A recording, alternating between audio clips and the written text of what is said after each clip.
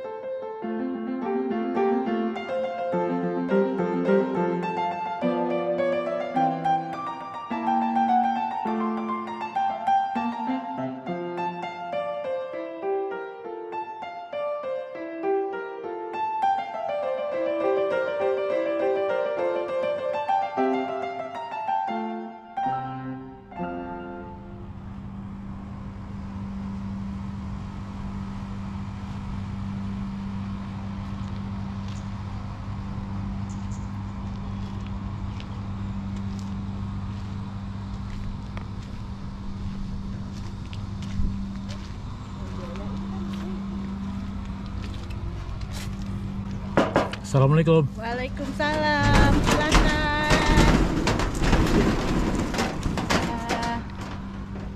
Gimana? Saya datang kemarin sebenarnya pengen lihat rumah yang ini ya. Iya, boleh. Terus boleh masuk juga ya? Boleh, Om. Om Chan nih. Ayo. Yaudah, saya berputar dulu ya ke sana, nanti baru masuk. Siap. Mari. Yuk. Ya. Ini halaman bagian depan. Kita berada posisinya nih di depan nih.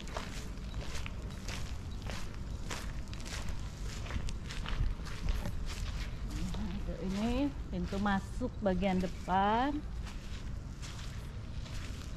Kita keliling aja dulu, nanti kita bisa lihat di bagian dalamnya. UPR pada UII, jadi perawatannya belum maksimal. Nah, ini bagian samping. Ya. Samping. Nah, kita lanjut.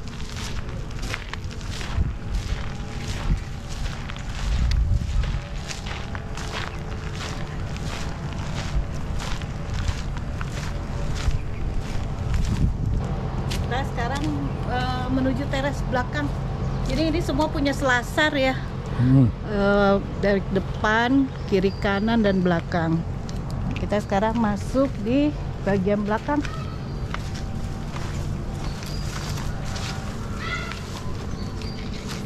Ini teras bagian belakang. Jadi kalau pada masanya ini dulu digunakan mereka untuk kalau sore tuh kopi, minum teh. Nah, ini kenapa menghadap mereka lebih banyak kegiatan di belakang. Kebetulan sebetulnya di bagian depan itu dulu ada setu, namanya Setu Cimin. Nah, sekarang udah menjadi rumah warga. Situ Ciminnya yang mana? Itu di bagian bawah. Yang sekarang jadi perumahan warga, itu dulu ada setu. Oh, itu Setu ya? Setu Cimin namanya. Nah, di sinilah mereka beraktivitas di bagian belakang. Jadi menghadap ke setu sambil minum teh, minum kopi. Dan kalau ada tamu, mereka juga tidak beraktivitas di dalam, lebih banyak di luar di bagian belakang. Nah, ini bagian belakang. Nah, ini juga tidak jauh dari sini, dekat sungai dulu ada istal kuda. Yang mana tuh? Di seberang sana, di bagian depan ini. Oh, dibalik lagi sana. Ya, balik ke sana di bagian belakang. Selain instal kuda, ada setu ya? Ada setu. Nah, kalau Iya. setu ini yang perumahan. Tapi kalau yang dekat danau itu, nanti di sana ada juga setu Pengarengan.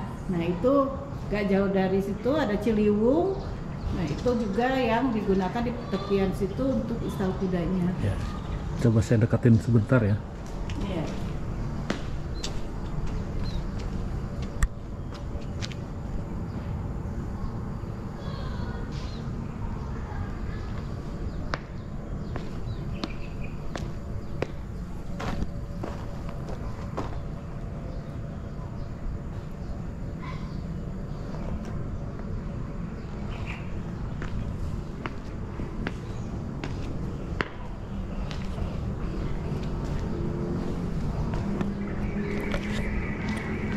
Kita sekarang menuju samping, kita mau lewat selasarnya apa mau lewat tanahnya nih? Lewat tanahnya saja. Tanahnya aja.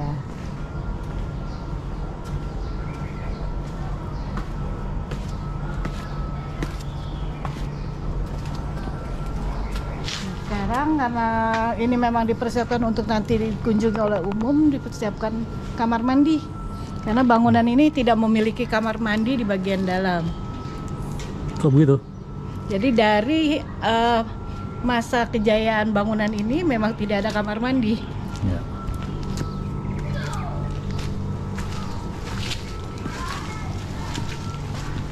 Ini bagian samping.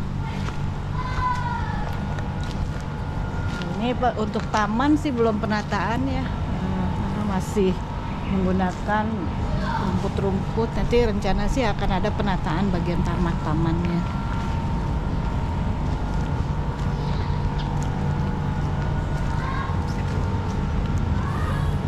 Kalau masuk dari pintu depan sana ya?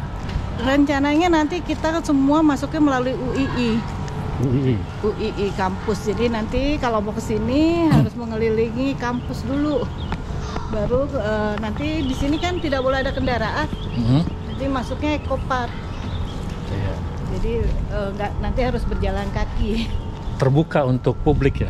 Untuk publik. Cuman hanya pintunya menggunakan pintu UII. Kalau yang sekarang kita gunakan kan masih punya RRI.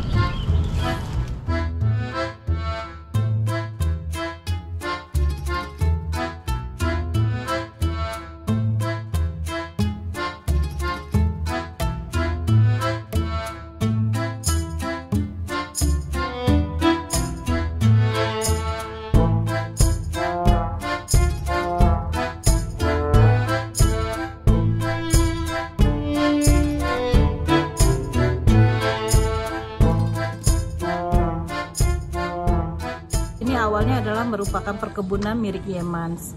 Kemudian dibeli pada tahun 1771 oleh Van de Vara, yaitu seorang gubernur jenderal VOC ke-29 yang dihadiahkan untuk istrinya yaitu Johanna Beck. Kemudian tanah ini dibangun sebagai rumah peristirahatan, jadi bukan rumah tinggal, ya oleh kerabat dari Johanna yaitu David J. Smith. Nah, bangunan ini dibangun sejak tahun 1771 hingga tahun 1775.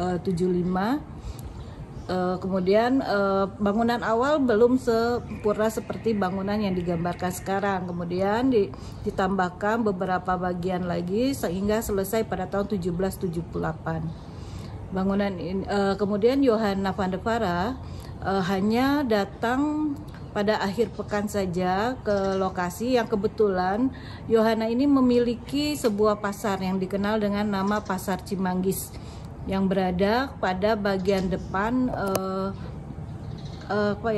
tanah milik beliau, yaitu yang sekarang diperkirakan di depan Jalan Raya Bogor kilometer 34. Johanna tidak selamanya tinggal di sini, dia hanya sewaktu saja meninggalkan tempat ini, sehingga ketika beliau wafat bangunan ini diserahkan kembali, dikuasakan pada kerabatnya yaitu David D. Smith. Tapi David D. Smith ini banyak membuka usaha yang sifatnya masih gambling, sehingga bangunan ini beralih ke pemilikannya kepada orang lain yang datanya cukup lama tidak tercatat, hingga baru bangunan ini diketahui lagi kepemilikannya, yaitu pernah dimiliki oleh seorang kapitan Cina, pemilik dari bangunan rumah pondok Cina. Nah, ini bangunan tersebut sampai tahun 1935 sudah beralih nama, bangunannya pemilikannya adalah kepada keluarga De Meyer. Nah, setelah itu pada tahun 1946-47 ini pernah jadi markas tentara, di mana Van Mook pernah berkunjung di sini. Kemudian juga Soekarno ketika mau berkunjung ke Buitenzorg, ke Bogor, itu singgah. Kemudian pada tahun 1961 diambil setelah Indonesia. Ketika masa Jepang bagaimana? Bangunan ini ketika masa Jepang sudah dalam kondisi terbengkalai sebetulnya. Kemudian setelah pada tahun 1961 setelah Indonesia merdeka, ini diambil alih untuk tanah RRI. Itu kemudian tahun 67 bangunan ini digunakan sebagai pemancar RRI. Bangunan ini kan memang kemudian diperbaiki oleh kepemiliknya ya, karena sudah RRI.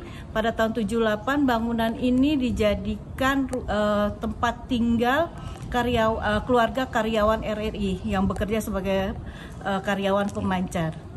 Nah, ini digunakan, dibagi untuk 13 kepala keluarga. Jadi mereka menyekat-nyekat ruangan yang ada untuk mereka tinggalin. Sampai tahun 2002 itu masih mereka menggunakan. Kemudian ketika sudah mulai bocor ya, sudah mulai rusak, itu mulai ditinggalkan dan pemerintah baik itu melalui Departemen RRI Penerangan membuat sebuah perumahan untuk karyawannya yang dikenal dengan Rumah Depen Departemen Penerangan. Mereka semua meninggalkan ini, dan karena ditinggalkan itulah akhirnya tidak ada yang merawat lagi.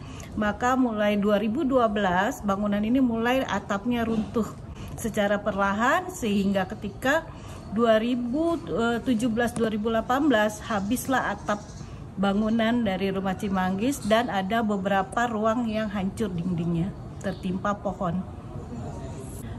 Bangunan ini ketika itu kan sudah mulai rusak. Kami juga dari komunitas sudah sejak 2011 ya berupaya supaya pemerintah kota peduli dengan bangunan ini.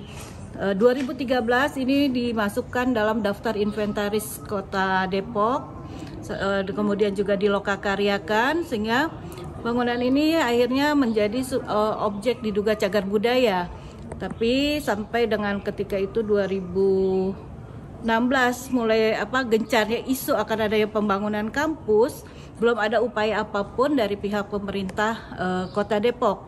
Nah, setelah para komunitas bergerak dan banyak media yang meliput, pada tahun 2018 Januari mulailah pemerintah Kota Depok tergerak. Kemudian karena di Depok itu belum memiliki tim ahli cagar budaya kota, meminta bantuan kepada tim ahli cagar budaya provinsi melalui Budpar Jawa Barat. Nah, sehingga akhirnya menurunkan tim peneliti yang terbentuk ketika itu 7 orang, 5 dari tim ahli cagar budaya provinsi, kemudian dari dinas dan dari perwakilan komunitas. Ketika itu saya masuk dalam perwakilan komunitas. Kita melakukan kajian, sehingga setelah kajian rekomendasi itu turun, masih banyak proses yang ternyata tidak langsung di SK-kan oleh Bapak Wali Kota.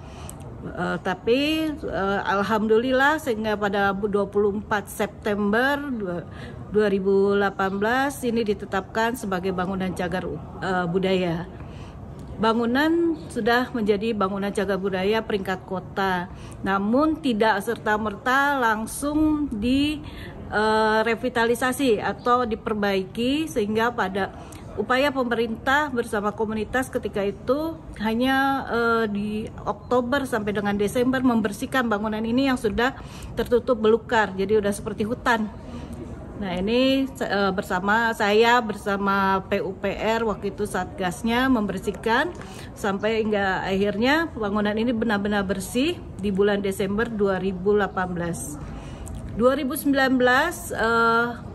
pihak UII karena melihat semakin parah kondisi bangunan mengajukan, karena kan kalau Departemen Agama ini kan di bawah naungannya Departemen Agama, tidak ada mereka tidak bisa melakukan revitalisasi atau renovasi karena bukan bidangnya, maka mereka bekerja sama waktu itu menyerahkan hibah kepada PUPR. 2019 bulan Agustus sampai Oktober mereka melakukan kajian di PUPR Provinsi Jawa Barat. Sampai akhirnya pada bulan Oktober 2020 dimulailah revitalisasi bangunan ini. Ya, bangunan ini memang karena masuk dalam bangunan pusaka ya, bangunan pusaka yang dilestarikan kan berdasarkan undang-undang peraturan menteri PUPR yang mendanai ini semua adalah dari PUPR. Awal diperkirakan sekitar 10 miliar, tapi ternyata hingga selesai itu menghabiskan 11,39 miliar. Berapa lama dipugar? Pemugaran ini memakan waktu 1 tahun. Awalnya diperkirakan 10 bulan. Dan bangunan ini dikembalikan ke masa 1930 ya. Jadi bahwa bangunan ini adalah bukan bangunan awal, tapi yang 1930 pasca gempa. Saya udah cukup puas karena bangunan ini juga masih mempertahankan sebagian besar dari sisa-sisa bangunan. Jadi hanya ada beberapa saja yang diadaptasi seperti bagian atap, lantai. Nah ini semua diganti, tapi untuk besi konsul kan alhamdulillah masih ada beberapa itu yang asli. Lantas harapan dari Ibu Parahdiba apa ke depannya ini?